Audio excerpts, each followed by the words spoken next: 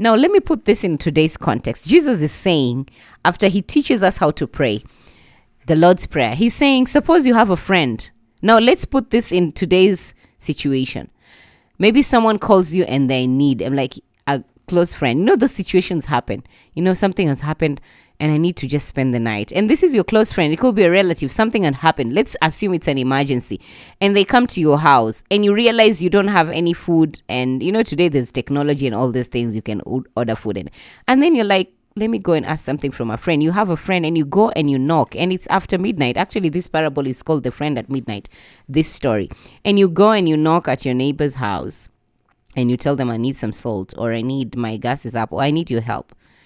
And he tells you, Jesus says, though he will not do it for friendship's sake, he will do it because you're persisting.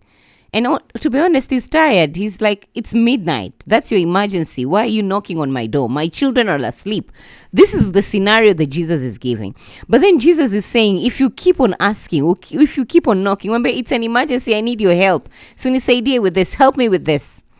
Jesus is saying he will not do it out of friendship. He's saying, though he'll not do it from a friendship's sake, he will do it because you're knocking. You're saying, persist. Just but like, what? Let me wake up and just sort this guy. And Jesus is saying, if God, because God is not like a human being, he'll not get tired. He'll not feel like you're disturbing him. If you persist, will eventually open for you. How much more will God, if you just knock once or twice? Do you think God will sit there and let you beg 10 times? Because God is not like a man. He doesn't value sleep more than you. Because this friend is thinking, I'm sleeping, I have to go to work, you're disturbing me. God can never feel that way about you. The Bible says he neither sleeps nor does he slumber. He does not feel that about you. And Jesus was saying, if your friend will wake up, even come on Msumbua, and go and sort you and help you out, how much more God? And the message in this text was to keep on praying. Don't give up. Don't give up. Persist. Persist in prayer. How come we send applications for jobs a billion times? They deny you. You go for an interview, you fail, you still apply again. Why don't you do that with God? Not that you need to push so God can do it. But why do we give up so easily with God? Why don't we persist in prayer? Especially when there are those things that this is the enemy trying to do some things in your life. You don't just pray once. Not that God needs to be told a billion times. The more you pray, prayer actually helps us. It doesn't help God. The more you pray, the more you get bold, the more you get peace, it does something to you when you keep on persisting in prayer.